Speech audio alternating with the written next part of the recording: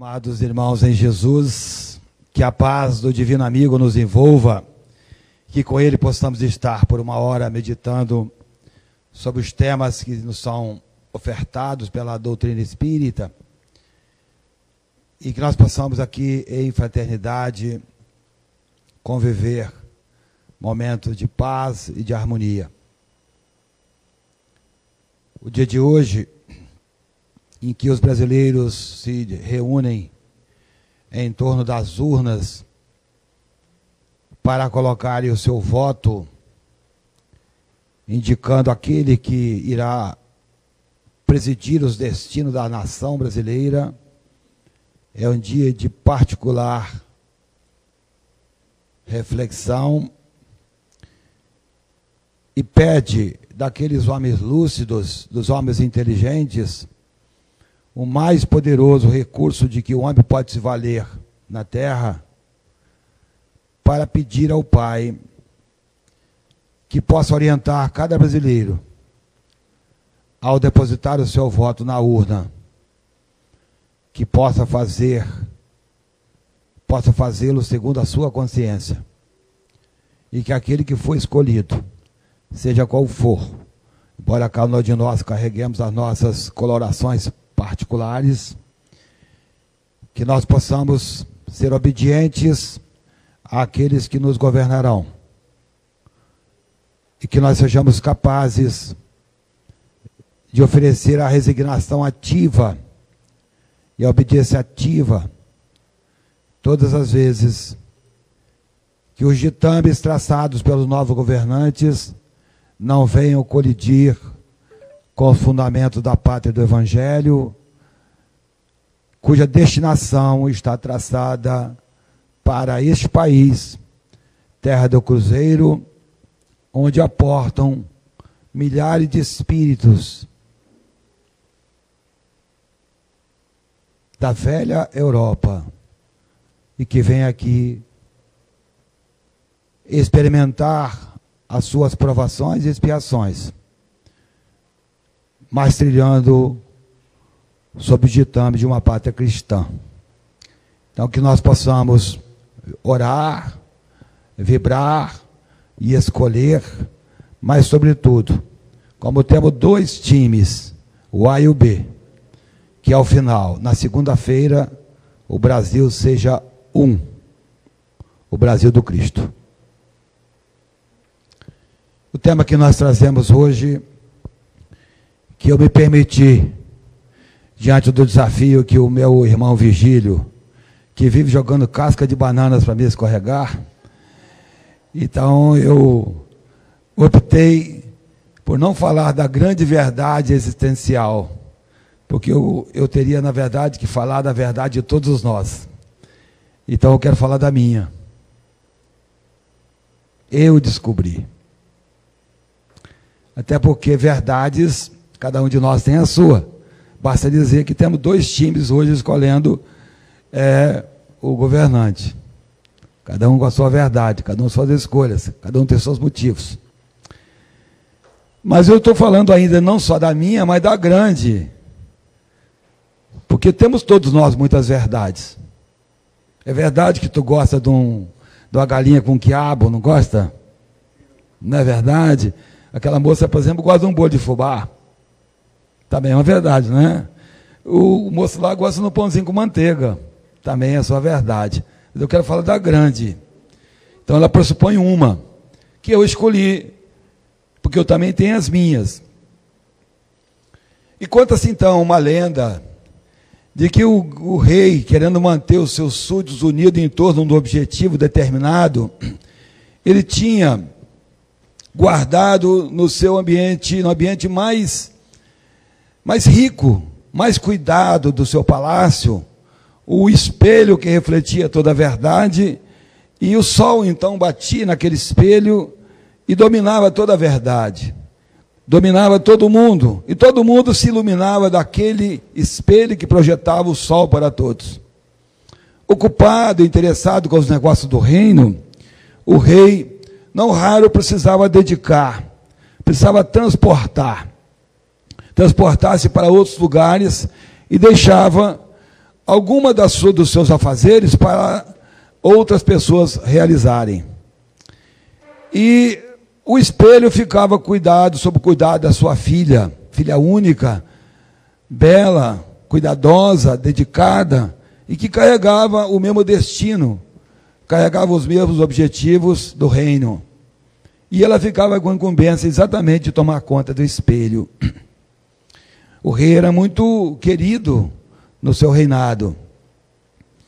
E a menina era muito dedicada nos cuidados com os afazeres que ficavam-lhe afetos quando o rei viajava. Mas eis que não é o problema do adolescente, é o problema de todos nós que ainda não somos perfeitos. Eis que um dia, ao limpar o espelho cai e estilhaça-se, o espelho verdade, estilhaça-se em 1000 pedaços. E grande comoção, então abateu-se o reino, porque naquele dia ficou nublado, e todos foram ver o que tinha acontecido, e encontraram então o espelho partido em 1000 pedaços. Para guardar lembrança do espelho, que refletia o sol para todos, cada um dos súditos pegou um caquinho do espelho. E para a surpresa de todos, o caquinho de espelho passou a refletir o sol particular de cada um carregando um pedaço da verdade. Portanto, cada um passou a ter a sua verdade. Essa é a razão porque tu gosta de quiabo, você gosta do bolo de fubá, ele gosta do pão com manteiga, eu também gosto da galinha com quiabo. Já são 2, caquinho de espelhos. Isso. Então a proposta nossa é tentar fazer, se a gente casa as verdades com uma única só. E eu vou fazer, então, a reflexão em torno da minha. E eu os convido a passear nessa história que nós vamos aqui traduzir nesse tempo. Então, nós temos aí 2 pensadores. 2 pensadores, figuras dessas que a gente encontra por aí, com uma afirmativa de que eu existo. Você existe? Verdadeiro? Existe? Existe? Nós existimos? Sou um espírito rumo à felicidade. Eu não tenho um espírito. Eu sou um espírito. Eu não tenho um corpo. Eu sou um espírito que tem o corpo. Já estamos, na verdade, anulando uma verdade. Porque antigamente nós dizíamos que nós tínhamos corpo, que nós tínhamos espírito. Há muitos de nós que está buscando, está querendo vida eterna. Por favor, ainda há aqui alguém que está buscando vida eterna? Quem está querendo vida eterna aqui? Ninguém? Você não está mais buscando vida eterna? Você já é eterno. Mas é feliz? Toda felicidade? Buscando. Então, nós não estamos mais querendo vida eterna. Não queremos mais herdar vida eterna. Porque nós já herdamos. Mas nós estamos buscando a vida eterna feliz. Porque eu sou imortal, como disse o nosso companheiro aqui. Vamos navegar. Mas como cheguei a essa conclusão? Como é que você chegou a essa conclusão que você é espírito e que você é imortal? Onde começa tudo isso? A doutrina espírita, a propósito, alguém vindo aqui na casa espírita pela primeira vez hoje? Primeiro dia? Primeira vez? Numa casa espírita? Sejam muito bem-vindos. Sejam muito bem-vindos. Eu vou me permitir aqui tirar um pouco daquilo que é oferecido aos da casa para estender um tapete vermelho para quem vem pela primeira vez. Vocês são as pessoas mais importantes dessa casa hoje. Muito obrigado pela presença. Mas como é que nós descobrimos que eu sou um espírito e quando começa tudo isso? A doutrina espírita, codificada por Allan Kardec, trazida à luz do mundo, nos termos da codificação espírita, a 18 de abril de 1857, ela é uma nova ciência que vem revelar a nossa origem, a nossa natureza e o nosso destino. Na verdade, a origem, a natureza e o destino dos espíritos. É muito bom guardar essas três palavras, origem, natureza e destino, porque elas dizem tudo daquilo que nós queremos na resposta daquelas perguntas do quem sou, de onde vim e para onde vou. Todos nós estamos altamente comprometidos na busca desse caminho a trilhar. Não há um de nós aqui, e eu poderia falar em particular, ou virar de costas e fazer a pergunta coletivamente, não há um de nós aqui que não queira ser feliz. Mas ainda não somos, estamos na busca, conforme me auxiliou o companheiro. E como é que nós vamos chegar naquele lugar, na tal felicidade? Antigamente nós dizíamos céu, para sentar do lado direito e do lado esquerdo. Uma certa feita, brincando com pessoas de outras religiões que estavam reunidas comigo, não vou dizer quais religiões e nem quais pessoas, eu perguntei para uma pessoa conhecida, eu disse assim, você vai sentar do lado direito do pai, não é? Falou, eu quero sentar, eu estou trabalhando para sentar do lado direito do pai. Aí eu perguntei para o outro, de outra crença, e você vai sentar do lado esquerdo? Se o companheiro já sentou do lado direito, sobrou do lado esquerdo para mim. E aí tinha uma outra pessoa, essa do sexo feminino, eu perguntei, você certamente quer ficar na frente, né? Então já vai ocupar o lado da frente, o seu grupo religioso vai sentar na frente. Aí o outro companheiro, nós éramos 5 companheiros, e o grupo vai ficar no grupo de trás. Não é? Porque a direita está ocupada, a esquerda está ocupada, atrás está ocupado, na frente está ocupado. Aí eu falei, então não sobrou lugar nenhum para nós espíritas. Porque a frente está ocupada, a direita está ocupada, a traseira e a esquerda, nós vamos ter que disputar esse espaço aí para ver se alguém desocupa esse lugar. E nessa busca da felicidade que nós caminhamos, é importante que nós busquemos nos filósofos, nos pensadores, informações que possam, na verdade, traduzir esse ponto de partida, ou dar um ponto fixo, seguro, dos passos que nós vamos dar. Allan Kardec, que fundamenta em cima dos pensamentos positivistas de René Descartes, quando ele coloca na base da racionalidade, ele parte do ponto inicial, Deus, como a inteligência suprema criadora, pergunta no Livro dos Espíritos, mas ele parte de um ponto conhecido. Fica muito difícil para nós falarmos de felicidade, fica muito difícil para nós falarmos de imortalidade ou de alcançar a felicidade plena, se nós não tivermos a certeza de que nós guardamos conosco, no tempo que for possível, ou por a eternidade, a saudade, os sentimentos, os valores e as conquistas que nós fazemos das relações que nos tornam felizes, porque está perto do outro, está junto da pessoa amada, está junto do filho querido, está junto da mãe e do pai, e conquistando as coisas que nós conquistamos, isso nos faz feliz. E o homem mortal, o homem material, ele fica, digamos, quase que pintando o teto sem a escada embaixo, quando alguém diz que ele vai morrer um dia. Então, quando nós partimos do ponto fundamental, do ponto principal, do ponto seguro, tendo Deus como a existência suprema, como o Criador supremo, como a inteligência suprema, como aquele que organiza todas as coisas, nós então partimos do ponto de que, sendo criados para a felicidade, nós somos ser destinados a dar certo. E em algum momento nós descobrimos que pensamos. Os filósofos começaram a perceber que existem, os homens começaram a perceber que existem a partir do momento que começaram a usar os 5 sentidos que nós temos. No reino animal, o cachorro, o gato, o papagaio, eles trabalham apenas com 2 leis. Os seus sentidos se destinam tão somente à sua sobrevivência ou à sua reprodução da espécie. A lei de reprodução e a lei de conservação. O homem, ele busca outros sentidos e desenvolve ainda outros, vamos falar um pouco da mediunidade, para que ele possa descobrir-se, ele possa encontrar a verdade, e eis que um dia ele descobre que é capaz de pensar.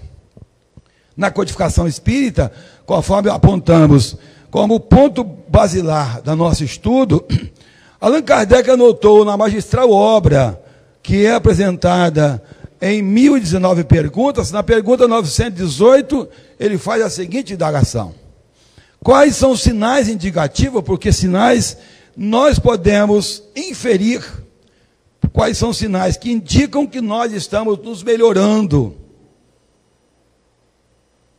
O que nós existimos estamos melhorando, porque nós não somos estáticos. E Allan Kardec anota a seguinte resposta dada pelos espíritos venerandos que lhe orientaram as respostas que lhe foram feitas. O homem prova a sua elevação quando todos os seus atos da vida material, quando os atos do dia a dia, quando os atos da vida comum estão em perfeita sintonia com a lei que regula as relações sociais. Eu poderia dizer que nós estamos aí diante de uma coordenada horizontal. Nessa coordenada horizontal, nós distribuímos os atos comuns do meu dia a dia, a minha relação comigo, a minha relação com os animais, a minha relação com a natureza e a relação com o meu próximo. Mas na coordenada vertical, eu poderia dizer com base sustentada na doutrina espírita, que o homem prova a sua elevação quando ele compreende-se que ele é mais que um corpo. Que ele tem um corpo e não tem o espírito.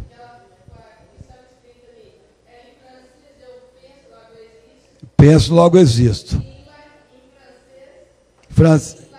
Cogito, penso, cogito, ergo sum. Obrigado. Vamos chegar mais lá frente. Era só o pulo do gato. Você já quis dar o pular na frente do gato. Não é?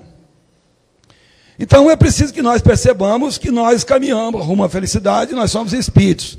E aqui então vem uma verdade que começa a aflorar. Por que o medo de morrer? Se nós temos medo de morrer, é porque nós não compreendemos a imortalidade ainda. Jesus teve medo de morrer? Sócrates, quando estava diante do grande momento em que tomaria a cicuta no dia seguinte, o Críton, que era seu discípulo, embebeda o guarda e vai lá, pega a chave da cela e vai entregar ao Sócrates. E os guardas tinham sido subornados, estavam embebedados. Deu a chave a Sócrates, toma, foge, porque você vai tomar cicuta, um veneno poderoso, e vai morrer segunda-feira. Ele diz o seguinte: olha, ninguém mata Sócrates. Vão matar esse corpo, mas ninguém mata Sócrates. Tanto que estamos falando de Sócrates até hoje, não é isso? Então vamos seguir lá, como é que começa essa história. Então a ideia de um processo evolutivo contínuo permeia toda a obra espírita. A doutrina espírita, sendo ciência, ela nos convida a mergulhar, valendo com base na ciência, e quando eu falo aqui de ciência, não é a nova ciência, é a ciência reconhecida, porque ela se torna uma nova ciência, porque insere o espírito nela.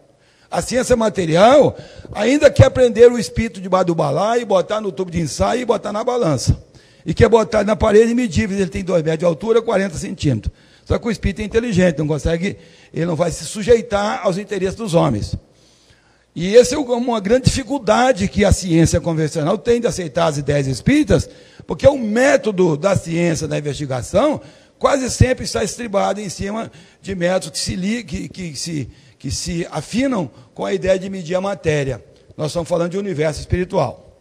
Então a ideia espírita, ela está premiada dentro do Livro dos Espíritos, dentro da Gênese, mas sobretudo também podemos buscar em Darwin, que traz para nós a origem das espécies e também o ser humano no seu processo evolutivo. É preciso destacar a contemporaneidade de Kardec e Darwin. O Livro dos Espíritos é lançado na primeira edição de 501 perguntas em 1857. 3 meses depois do Livro dos Espíritos vem Origem das Espécies, em 1858. E a segunda edição do Livro dos Espíritos, que agora já tem 1019 perguntas, ela tem, na verdade, acréscimos importantes, o que faz, na verdade, deduzir, o que faz, na verdade, assentir que Kardec viveu com os grandes cientistas da época, não foi contestado por nenhum deles. Ao contrário, as ideias espíritas se multiplicaram com uma velocidade espantosa e as obras espíritas se esgotaram com muita rapidez, porque ele inseria um tempo novo, um modelo novo, e sustentava as suas ideias em cima de bases científicas sólidas.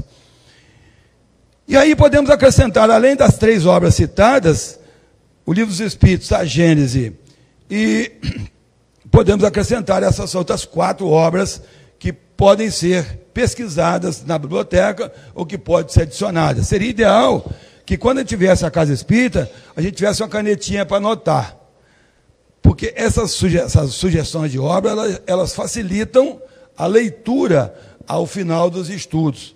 Então, quando a gente vai perquirir, quando nós vamos questionar as afirmativas que são feitas aqui pelos expositores, a gente tem uma base para sustentar, porque a gente tem obras para pesquisar.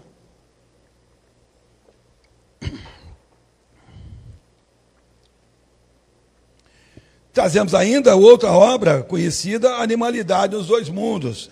E aí então vem uma primeira afirmativa do Espírito Emmanuel. Sob o impulso dos gênios construtores, mares mornos, invadido pela massa viscosa dessa geleia cósmica, verte o princípio inteligente em suas manifestações, exprimindo-se através da rede filamentosa do protoplasma. Ciência pura. Aqueles que, na verdade, já mergulharam nas ciências, sobretudo nas ciências biológicas, na física ou na química, vão encontrar a significação perfeita disso. Mas o protoplasma é a base física da vida, evolução paralela nos planos espiritual e material.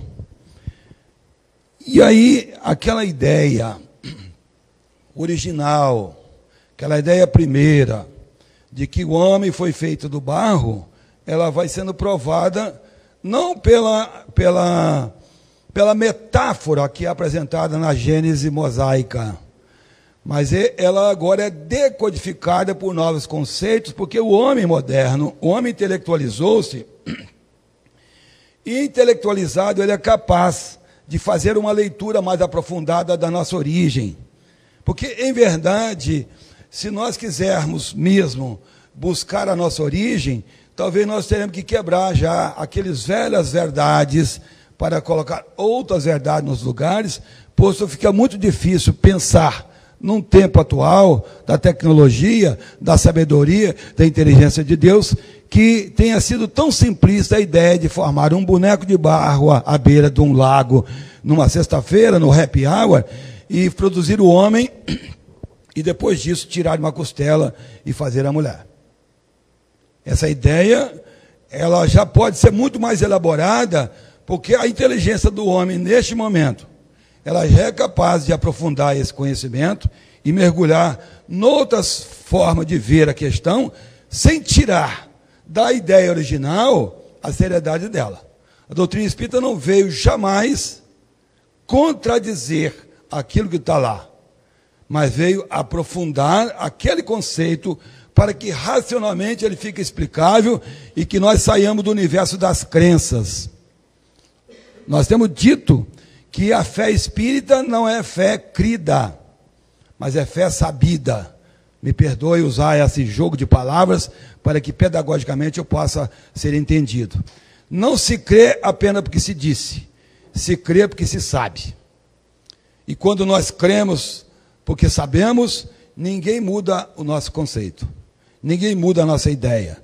Nós estamos permanentemente abertos ao conhecimento, de modo que, então, a nossa crença, os nossos valores, a nossa sabedoria, ela afirma a nossa convicção em torno da direção que nós estamos tomando, da caminhada que estamos tomando. Então, no Livro dos Espíritos, na questão 549, a ação dos Espíritos na natureza. É assim que tudo serve, tudo se encadeia, desde o ato primitivo ao arcanjo, pois que ele mesmo começou pelo átomo. Então nós podemos dizer que eu sou o espírito encarnado, mas eu comecei onde? No átomo. Na molécula primitiva. Na molécula simples. E que através então das interações com a natureza, através dos diversos fenômenos químicos, físicos e biológicos, eu fui chegando até aqui. Portanto, essa complexidade que nós somos hoje é fruto de uma longa elaboração do tempo, como vamos ver nas lâminas seguintes. Admirável lei da harmonia, isso vem a provar de uma forma ainda mais consistente, se é que ainda falta alguma coisa para ser provada para nós, e é verdade que falte. Allan Kardec, na questão 10 do Livro dos Espíritos, pergunta: é dado ao homem conhecer a natureza íntima de Deus? Ontem, conversando com uma companheira de trabalho da Casa Espírita, que havia, o filho faleceu há menos de 2 meses, e ela falou assim para mim: perdi meu filho para Deus. Eu perguntei para ela: mas qual é o tamanho da sua fé? O quanto você crê em Deus? 100%. Mas como tu pode crer 100% em Deus se você bota uma queda de braço com Deus? Então você não crê na imortalidade? Ah, mas é fácil você falar, você já perdeu um filho? Eu falei, mesmo que perdesse, eu não o teria perdido. Porque na verdade ele não é meu. Deus me deu os meus filhos, para que eu tomasse conta, mas que ele vai um dia seguir a sua trajetória. Então nós estamos distantes de ainda compreender, ainda que digamos que nós cremos em Deus, seria talvez importante perguntar: o quanto nós cremos? O quanto é sólida a nossa fé? Na questão 11, os Espíritos dão uma colher de chá para nós. Quando Kardec pergunta aos Espíritos assim: é dado ao homem um dia conhecer isso? Sim. O homem um dia, quando ele tiver toda a sabedoria, quando ele tiver todo o conhecimento, ele vai poder compreender a natureza íntima de Deus. E vai também melhorar esse entendimento da minha origem. Porque, em verdade, os próprios Espíritos dizem que a inteligência do homem ainda não é capaz de compreender verdadeiramente a nossa origem, no seu verdadeiro sentido. Eles dão algumas pistas. E uma delas é essa: admirável lei da harmonia que o vosso espírito limitado ainda não pode abranger. Ou melhor, compreender o conjunto. Então nós, ao trazermos aqui os cacos do pedaço do espelho, estamos juntando um pouco da sabedoria que cada um de nós temos.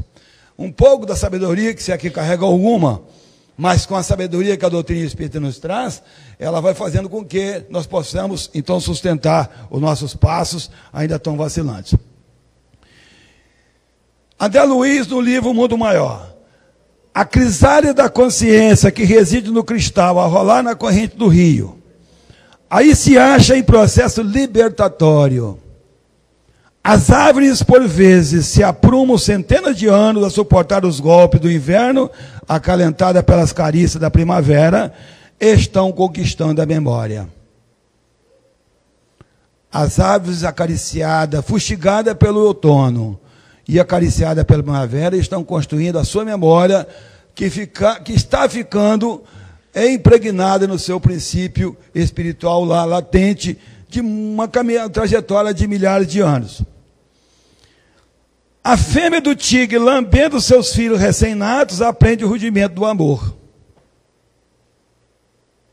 Assim como a gazela que foge da pantera também está protegendo-se e aprendendo o instinto de defesa.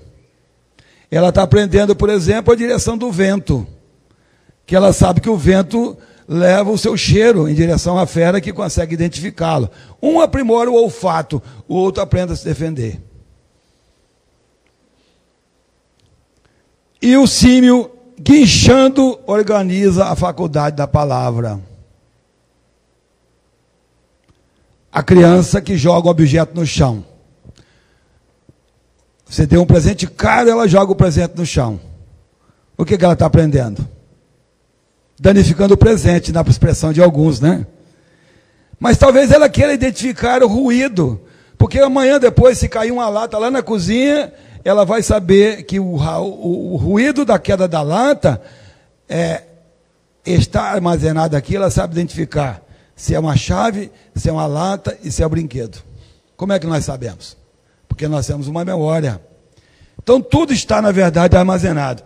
Desde a ameba na água tépida do mar, até o homem, vimos lutando, aprendendo, selecionando invariavelmente.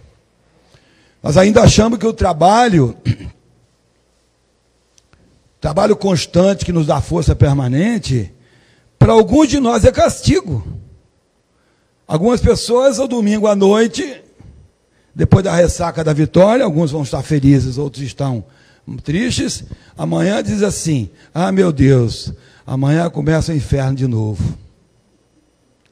Do outro lado tem alguém na casa vizinha, tem outro falando: ah, meu Deus, amanhã eu vou sair distribuindo currículo, tomara que eu arranje um trabalho. Estou doido para trabalhar. Olha bem como nós ainda não compreendemos as coisas que estão postas. Nós não aprendemos que tudo na natureza concorre para a nossa felicidade. Mesmo a doença, mesmo a dificuldade, no processo de seleção natural, nós estamos alinhados no processo da felicidade. Cada coisa no seu lugar, devidamente, na hora certa. São leis sábias da natureza que fazem nos encontrar. Ainda a evolução dos mundos, das cristalizações atômicas e dos minerais, dos vírus do protoplasma, da bactéria ameba, das algas e dos vegetais. O princípio espiritual esboçou a estrutura esquelética, ensaiou o sistema vascular e nervoso, conquistou o instinto e depois a inteligência e penetrou nas faixas inaugurais da razão, na gloriosa busca do reino angélico. Pergunto: alguém querendo ser anjo aqui? Virgílio, fecha o centro. Não tem ninguém querendo ser anjo aqui. Pode fechar. O seu negócio faliu. Você abriu um centro espírita para fazer anjos. Ninguém quer. Pode fechar. Ninguém quer ser anjo. Você quer? Pode dizer. Você não quer, não? Você não vai ficar muito bonito de anjo. Gente, bota na cabeça, nós vamos ser anjos. Mas então diga. E não diga assim, não. Diga assim, ó. Eu quero ser. Estou lutando. Lutando duramente. É essa a busca. Eu quero. Eu vou. Eu consigo. Por que nós somos tão tímidos para dizer isso? Será que isso é coisa de Beato, de Carola? Então busquemos isso. 24 horas por dia, todos os dias, no limite das forças, que são 642 do Livro dos Espíritos. Para agradar a Deus, basta não fazer o mal? Não. É preciso fazer todo o bem ao nosso alcance, porquanto seremos responsáveis por todo o mal que resultou do bem não feito.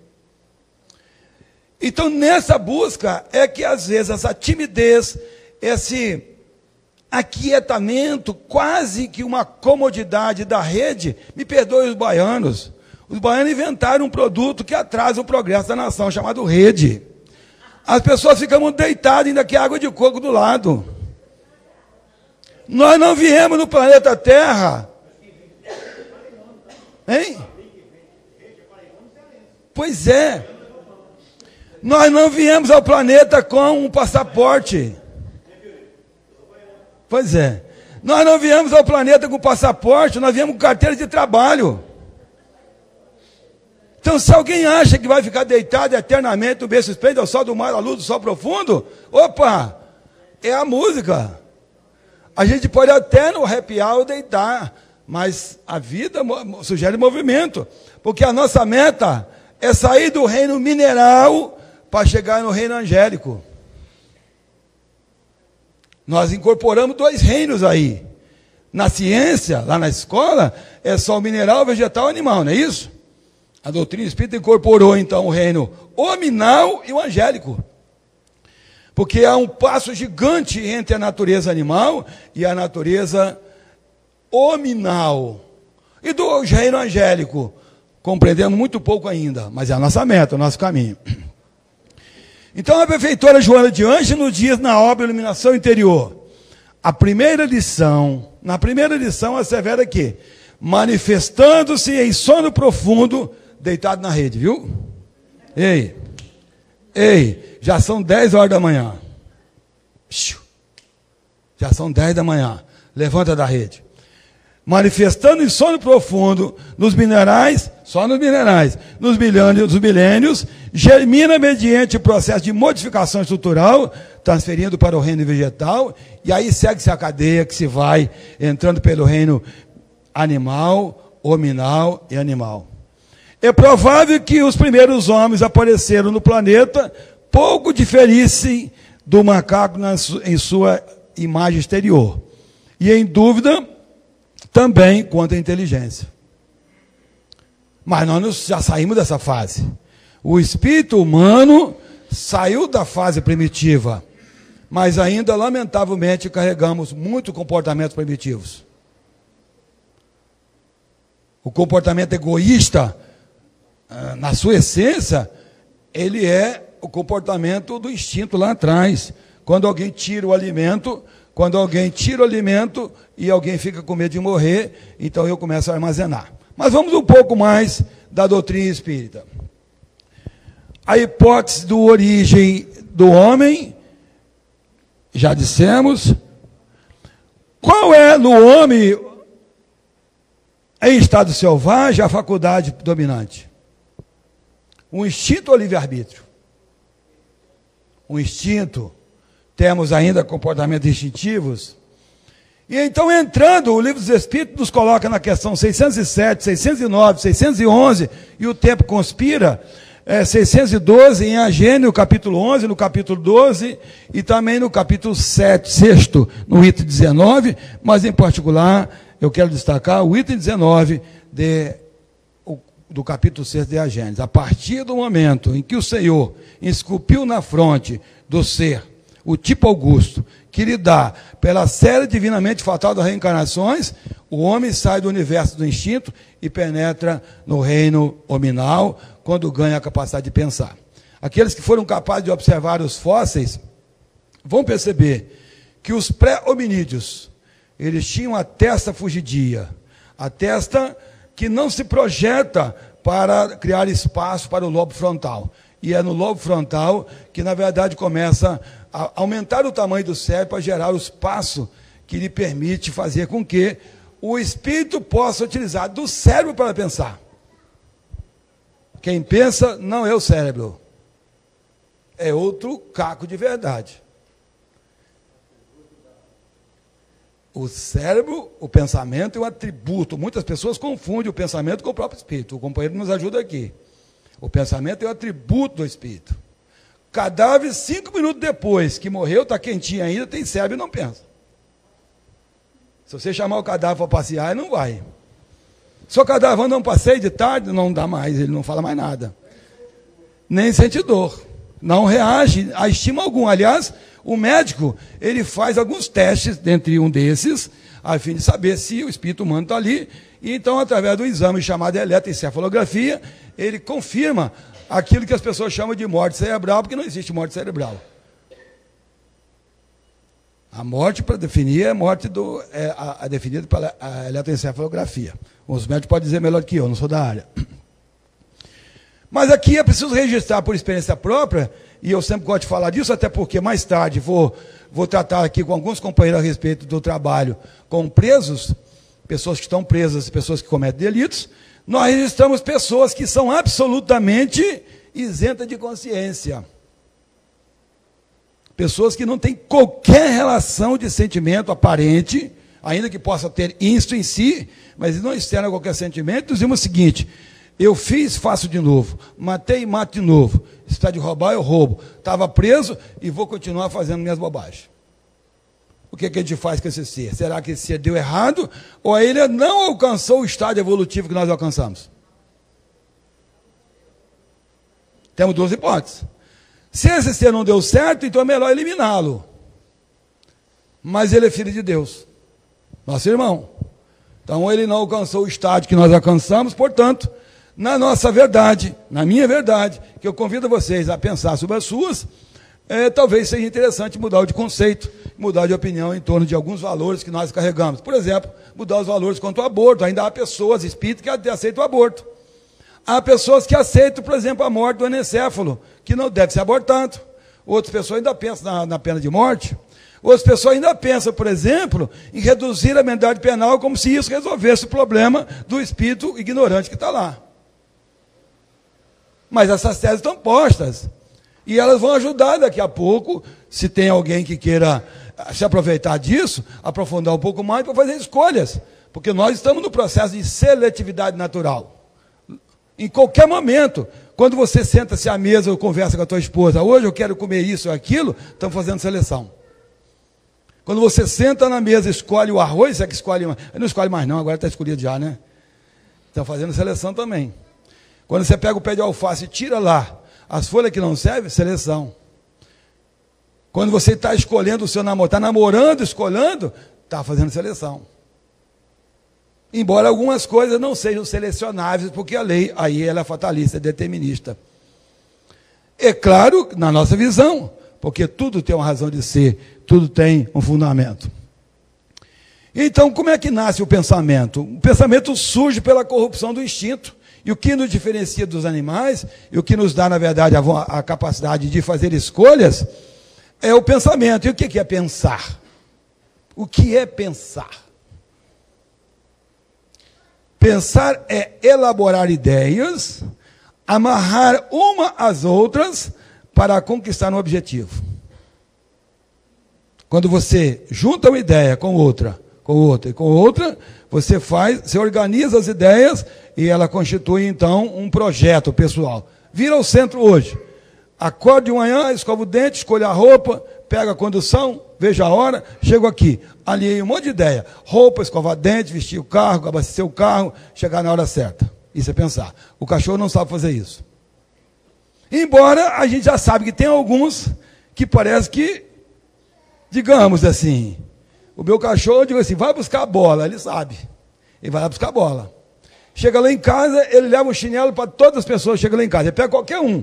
Ele não pega o meu chinelo. Ele pega o chinelo da minha mulher, do meu filho, e leva e bota no pé.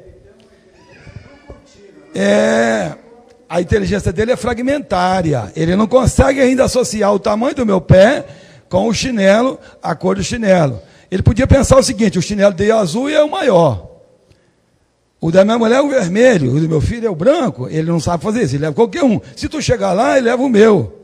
Ele leva para você, ele leva o meu. Ele não sabe identificar, mas ele leva o chinelo. Ele já tem uma ideia de que para entrar em casa tem chinelo. E já aprendeu isso. Se alguém me chama para almoçar, ele já corre e fica do meu lugar. Fulano, vem almoçar. Ele senta e fica do lado ali. Porque ele sabe que vai cair uma migalha ali. Ele já tem pensamento. Mas é fragmentário, limitado, próprio do estágio que ele se encontra. Então temos ali um princípio espiritual, que nós já transitamos por lá, porque as experiências que nós acumulamos, os instintos que nós carregamos, o sentimento que nós expressamos, que nós estamos eliminando para inserir outros hábitos, questão 685A do Livro dos Espíritos. Nós precisamos eliminar os hábitos velhos, eliminar as velhas verdades, para incutir outras verdades, porque o nosso conhecimento já está trazendo para nós outras possibilidades. Por isso, então, quando nós vemos alguém que não queira mais aprender, eu já aprendi tudo, eu já estou velho. Não aprendeu a ser espírita ainda. Porque quem aprende é quem? É o corpo ou é o espírito? E temos a vontade. A vontade, o problema da vontade é a rede. Eu não tenho nada contra a rede, até gosto. Mas, às vezes, a vontade é 1.0. Ou a vontade de mobilete. Não é? Agora de manhã um companheiro ligou para mim assim, 8 horas da manhã, e falou assim, chefe, eu sou militar também, então ele ainda acha que eu sou chefe dele. O senhor vai para o centro? Eu falei, não, eu estou em Colatina já. Ele falou, vixe, eu queria tomar banho na sua água. Eu falei assim, então toma, porque só depende de você. Você faz o que você quer fazer. O motor é a vontade. Qual é o tamanho da sua vontade? Fazer uma faculdade? Faça. Ah, eu quero emagrecer. Emagreça. Eu quero me curar. Cura-te. Qual é o tamanho da sua vontade? 1.0 ou 2.0? E nós temos o volante, o livre-arbítrio. Fala, meu amigo.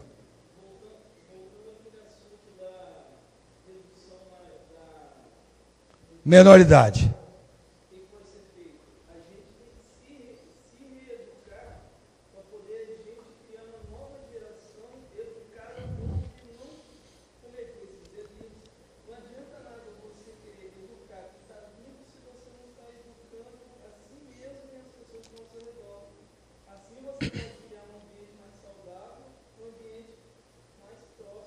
Perfeita a sua colocação. Eu quero pegar do dito popular, tem um dito popular que fala assim, os incomodados que se mudem, ou que mudem.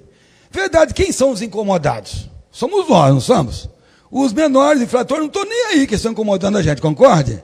Mas a gente pode mudar o comportamento em relação a eles. Eu posso mudar o comportamento, botar todos presos.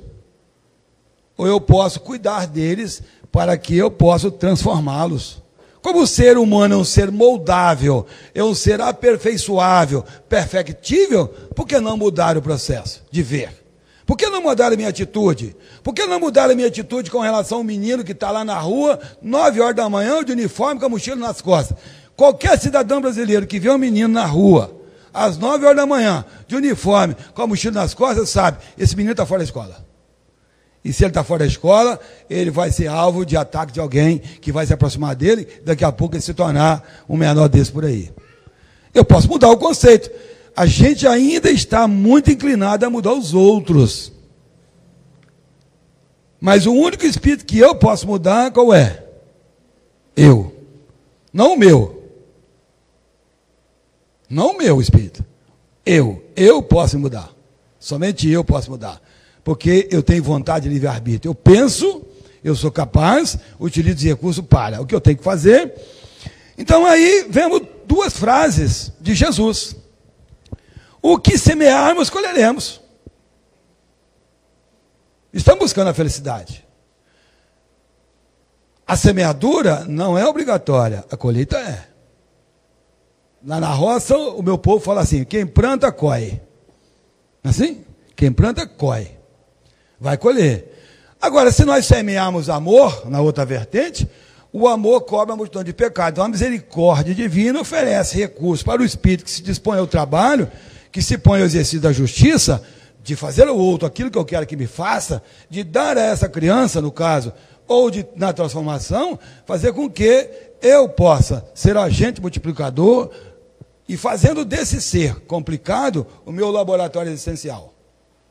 Quando nós aprendemos a ver no ser complicado do nosso lado o meu laboratório, eu posso realizar experiências maravilhosas e saber que uma criança perturbada, uma criança portadora de necessidades especiais, uma criança deficiente, uma pessoa com um idoso, por exemplo, difícil, eu posso tanto ficar tripudiando, reclamando, ou eu posso me transformar em cima daquela pessoa e verificar que Deus me deu uma oportunidade de me transformar diante daquela pessoa. Então aqui é importante estudar algumas questões. Questão 780 do Livro dos Espíritos. Como o progresso intelectual, veja bem que nós falamos do estudo, como o progresso intelectual pode conduzir ao progresso moral? Pergunta do Livro dos Espíritos. Kardec era professor, pedagogo. Dando compreensão do bem e do mal, dando compreensão das possibilidades, pois então o homem pode escolher. O desenvolvimento do livre-arbítrio, pergunta, temos livre-arbítrio? Temos? Será? Pois então o engenheiro que construiu essa casa conspirou contra vocês. Ele fez todos vocês passar por aquela porta. Não tem ninguém daqui dessa casa hoje que ao sair desse não vai obedecer o engenheiro. Temos livre-arbítrio? Mas se eu fosse Jesus, eu precisava da porta para entrar? Se a matéria me põe obstáculos a meu trânsito, e se o Quadro Nacional de Trânsito me põe obstáculo para seguir em frente, porque vai cruzar com outros carros, eu tenho livre-arbítrio limitado às regras. As regras do mundo, as regras da matéria, as limitações. Então, meu livre-arbítrio é limitado. Segue-se o desenvolvimento da inteligência e aumenta a responsabilidade do homem pelos seus atos. E mais, vejamos o que o Evangelho segundo o Espiritismo nos diz. Cada época é marcada com o cunho da virtude do vício que a tem de salvar ou de perder. A virtude da vossa geração é a atividade intelectual. Seu vício, a indiferença moral. Eis o desafio. A indiferença com que nós nos portamos diante das questões graves que estão postas. Então, o Amit Goswami, ele diz assim, Não mais penso, logo existo. Escolho, logo existo. Não é basta pensar. Pensar, todos nós pensamos. Mas o que nós estamos escolhendo?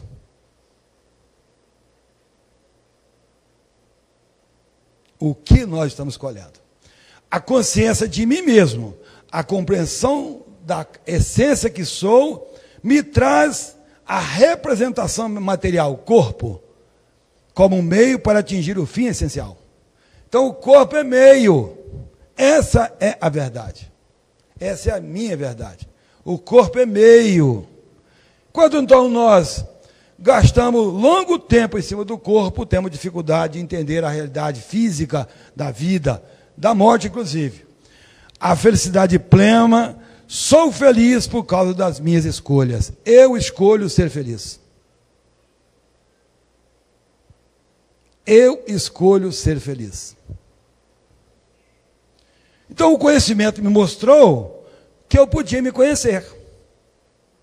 Foi através da intelectualização que eu pude me conhecer um pouco. Estou em processo de, conforme nos apontou o companheiro. O autoconhecimento, que é o conhecimento de mim mesmo, me mostra o que de animal há em mim. O que de animal há em mim? Como cuido do meu corpo?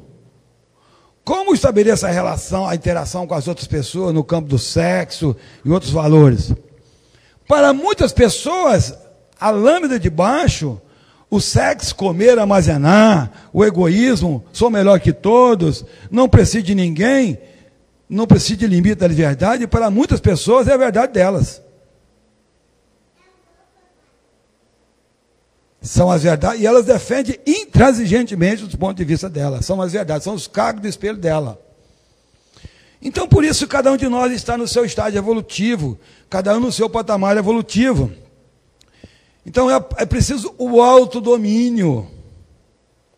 Então, eu conheço, eu me autoconheço, eu me autodomínio. Paro de fazer o mal. De me fazer o mal, porque as minhas escolhas ainda me permitem me fazer o mal. Aprendo a fazer o bem, aprendo a me fazer o bem, de tal maneira que eu possa então buscar a melhoria, a qualidade da perfeição que busco, da essência que busco. E então só aí eu vou alcançar a libertação, porque quero me libertar. Mas nós ainda entendemos que se desencarnar, se morrer, não é libertar. E é verdade que não. Morrer não torna ninguém santo. O que na verdade santifica, o que purifica, o que nos faz anjos, é o processo contínuo, permanente, todo dia. E não precisa submeter-se ao martírio do sangue. Porque de nós, a espiritualidade está só pedindo usar a carteira de trabalho. Pode usar eventualmente o passaporte, sim. Pode usar também a rede, não tem problema, nada contra a rede. Nem com o colchão vibratório, não tem problema isso. Agora, se a vida não se destinar, se não conduzir ao processo das conquistas das experiências, que a matéria ainda nos compele a realizar, para que nós possamos nos libertar da matéria mais grosseira, para alcançar a felicidade, nós não teremos alcançá-la. Porque no nosso nível, já não há mais fatalismo. Aliás, há um sim, o da felicidade. Mas a pressa com que vamos chegar lá vai se dar exatamente na razão direta do interesse que demos à essência que somos, da busca que fazemos e dos valores que buscamos. Então Jesus nos convida para finalizar, ele nos convida a buscar valores, que são aqueles que o ladrão não rouba, que a traça não corrói, que a ferrugem não consome. E que nós possamos, então, dedicar um pouco mais do nosso tempo, um esforço adicional, respondendo uma pergunta que o próprio Jesus nos faz. O que de especial fazeis? O André Luiz nos diz que a rotina pode ser destruidora se ela nunca acrescentar nela algo mais.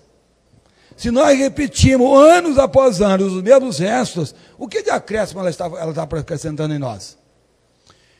Eu vou citar como exemplo a caminhada. Se você caminha todo dia 1 quilômetro e nunca acrescenta 1 metro na sua caminhada, onde é que está o acréscimo? Bata 1 metro todo dia, faz um pouco mais, nunca esteja satisfeito, busca sempre, é da essência do Espírito a satisfação, não para agredir-se, mas saber que nós sempre podemos um pouco mais, porque nós temos todos os recursos para dar certo, e nós vamos dar certo, porque assim é a lei, assim está determinado, nascemos filhos de Deus perfeitos, e vamos chegar à felicidade relativa um dia com base nos esforços que fizemos. Que Jesus nos abençoe e nos ampare.